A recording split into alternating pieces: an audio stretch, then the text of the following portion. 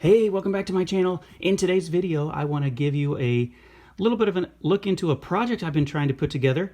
I know we've kind of hit a little bit of a lull in the baseball card release schedule. Some of the big time releases that are usually in the middle of the summer, like Topps Chrome, have kind of been pushed back. And so a couple of weeks ago, I started thinking about maybe some projects I could do to kind of fill the time a little bit while we're waiting for some of those other big releases. And one thing I thought about doing is my 2015 Kansas City Royals World Series champions. I wanted to kind of put together something to kind of commemorate that team. And so what I decided to do is look for the gold, Topps Gold, flagship first Topps card or rookie card, because not everyone has like a first card with the rookie logo on it. I wanted to put together a kind of set of the players on the 25-man kind of World Series roster, their first Topps card, rookie card or whatever, in the chrome, or not chrome variety, in the gold variety. And so I'll kind of show you what I was able to put together. I'm not all the way done, but obviously if you have grown up a Royals fan like me, you realize that trips to the playoffs were few and far between. And when they were finally able to put it together after what seemed like decades of incompetence and mediocrity, and to actually get to the World Series in 2014, come oh so close to winning, and then winning it in 2015, who knows when they'll be back, but it was just a really cool team, a team that I won't forget. So I wanted to kind of commemorate that. And here we go. We're going to start in the bullpen. Wade Davis was the closer. If you haven't looked up some of his stats from 2013, 2014, 2015, he was untouchable. He was part of the James Shields trade, and at first I kind of made fun of it because he struggled as a starting pitcher, but once they put him into the bullpen, he was lights out. Along with him was Kelvin Herrera, part of that three-headed monster. If you remember, that was kind of when the Royals, they won the World Series as a contact hitting team. They put the ball in play, and then their bullpen was lights out, and Kelvin Herrera was a big part of that. Ryan Madson sharing this Future Stars card here with Elizardo Ramirez, who I don't really think ever made an impact. Madson, kind of one of the other setup guys, did really well. Greg Holland was a part of this kind of trio. It was, they call it the HDH, Herrera, Davis, and Holland, but Holland got hurt, needed Tommy John surgery eventually, and so they relied more on Ryan Madson, who had kind of like just signed a minor league contract. He was coming back from injury himself, trying to re-establish his career, like sat out an entire season, and he did really well out of the bullpen. Luke Hochevar was lights out as well in the playoffs, a guy who had been the #1 overall pick and then kind of flamed out as a starter. They put him in the bullpen. He'd had some injuries as well. Was amazing. Some of kind of the more mop-up guys. Chris Medlen with his extremely flat bill. Remember when that was a thing? Everyone had the extremely flat bills on their hats. I was really never that into it, but Medlen was always like, he ironed his bill of his hat, it looked like. Medlen would kind of come up in mop-up games, but the Royals picked him up. He'd been hurt. Dayton Moore, I think, had a relationship with him from his days in Atlanta. This is not Kendrys Morales. This is Franklin Morales, the pitcher. You see there's no rookie card logo on this one. It just says 2005 first year. So this was kind of before they put, I guess, the logo on there that we're so used to seeing right now. So there is the Franklin Morales. He was kind of the left-handed mop-up guy if they needed a guy to kind of clean up something. Here was one of the other main left-handed pitchers, Danny Duffy, who had been hurt as a starter, and so they had him in the bullpen. He was really, really a solid piece out of the bullpen. Gave up a home run to Michael Conforto, though, in the World Series. It was like Conforto's rookie year. The first home run, I think he'd given up to a left-handed batter all year in the World Series. But it is what it is. They ended up winning. Some of the starters, Chris Young came out of nowhere. Wasn't really looking at him to be a big contributor, but he had some really big innings and threw some really big starts there. Now I think he worked for Major League Baseball Commissioner's Office last year. And now I want to say he might be the Texas Rangers. Maybe he's like their general manager or assistant general manager, something like that. Chris Young, really smart guy. He's like 6'11", played basketball at like Princeton or Yale or somewhere. Yordano Ventura, the late Yordano Ventura, was kind of a rookie phenom there before he tragically passed away in a car accident. Edison Volquez, if you remember, his father passed away right before Game 1 of the World Series. He started anyway. They didn't tell him until the game was over.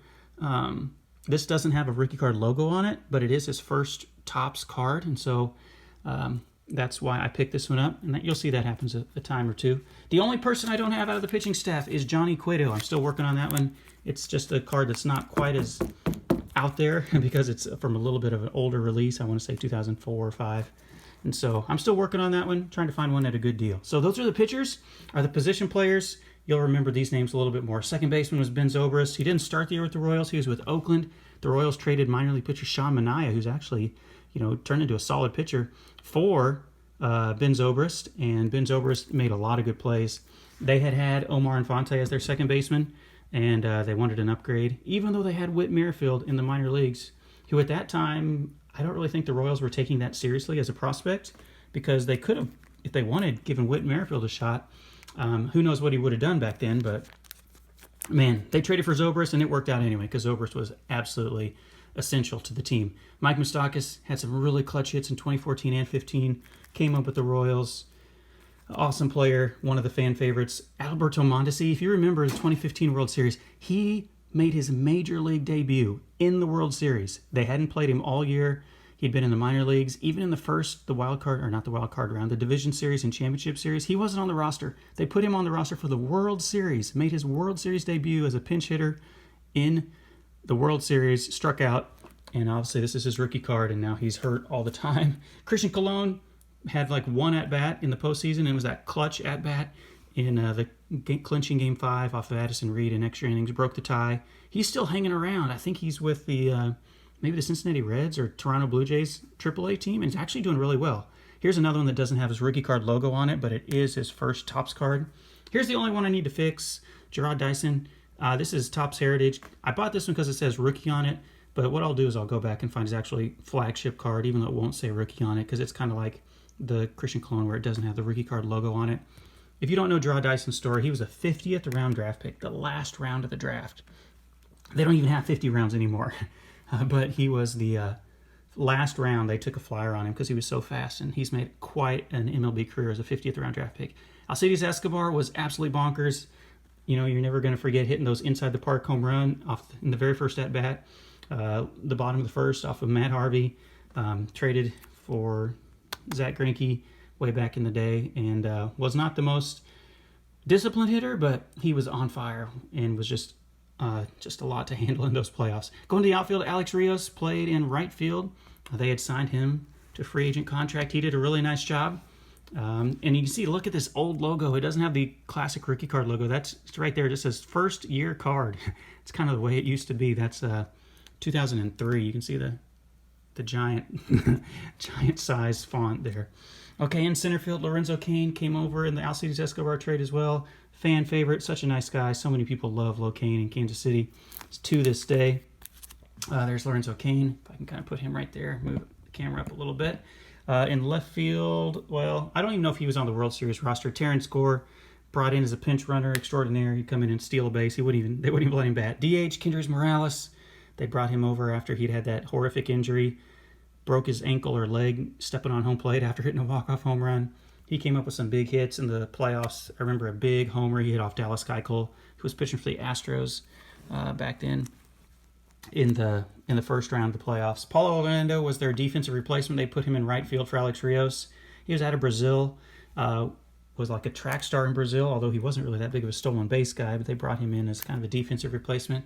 Alex Gordon, the 2007 rookie card right here, hit the home run off of Juris Familia in Game 1 of the World Series when he tried to quick pitch him. Familia was like untouchable that year. He'd only blown like 2 games all year or something. It'd been like 2 months since he'd blown a save. That was a moment. They'll probably put a statue up of Alex Gordon. It'll be that moment where he's around in first base after he hit the home run off of Familia. There's Salvador Perez, another one that doesn't have the rookie card logo, but this is his first Topps base flagship card. The only card I could find that had his rookie card logo was 2011 Bowman, the infamous, that release that has the Mike Trout. It also has this Salvador Perez that also has the rookie card logo on it, but maybe I'll try to pick that up if I can. And that is about it. I'm missing Eric Hosmer, but I will be able to pick that one up hopefully. It's from 2011 Topps Update, so it's not quite the easiest one to find. It's a little bit higher price. Most of these were only a couple bucks or so. Hosmer is a little bit higher. Salvi was closer to $10. Gordon was maybe a little bit higher as well. But most of these guys were just $1 or $2. And I was able to actually find a lot of them from the same seller, so I could combine shipping and actually not really have to spend so much on shipping, buying all the cards individually. So I was so pleased with how this went, and I was really getting into it a few weeks ago that I decided to not just limit myself to the people who are in the 25-man roster for the playoffs, but I also want to go and I want to get everybody who even appeared in a game for the Royals that year. And so I'm going to go a lot quicker through these because I'm coming up on 10 minutes. But Johnny Gomes, They had traded for him. He made a big speech after the parade. Johnny Gomes. Here's a guy, Dusty Coleman, that made an appearance. I don't even remember him that much. Chesler Cuthbert, rookie card. These are guys. Greg Holland got hurt, so he wasn't on the playoff roster. Brandon Finnegan was the guy they traded to the Reds for Johnny Cueto, and I'm sure he got a World Series ring, even though he wasn't part of the team once they made the playoffs. Lewis Coleman, who pitched a little bit, kind of had a funky three-quarters sidearm delivery. Don't even remember this guy very much at all, Miguel Almonte, but he pitched a little bit for him. Scott Alexander, left-handed pitcher out of the bullpen. Jeremy Guthrie, that's a cool photo of him, Jeremy Guthrie. Kind of an emotional clubhouse leader. Jason Vargas wasn't on the staff that year. I think he might have been hurt, but he had pitched a lot in the 2014 playoffs, if you remember, against San Francisco. Orlando Calixte, don't remember much about him, but he got a few random games in. Jason Fraser out of the bullpen pitched a little bit. There's still some other guys I need, like Eric Kratz. I need the backup catcher. I can't remember his name right now.